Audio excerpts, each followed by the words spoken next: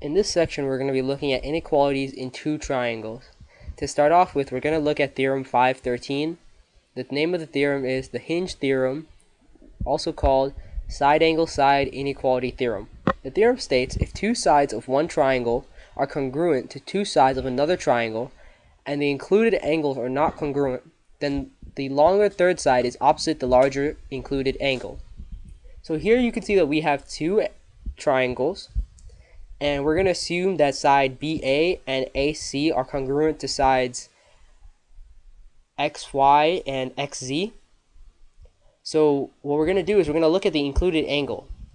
If measure of angle A is greater than measure of angle X, then we can conclude that side BC is greater than side YZ. Because they have two congruent sides, it all comes down to the size of that angle. Whoever has the bigger angle is going to have the longer opposite side. The next theorem we're going to look at is theorem 514, and it's called the converse of the hinge theorem, or side-side-side inequality.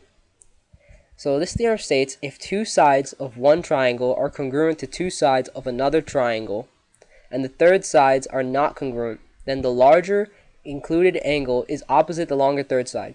So here you can see that we have two triangles, and basically they have two congruent sides, both triangles, and they have one side that's different lengths.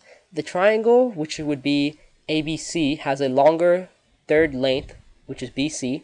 So if BC is greater than YZ, then we can conclude that measure of angle A is greater than measure of angle X, because when the opposite side is larger, that means the angle is going to be larger.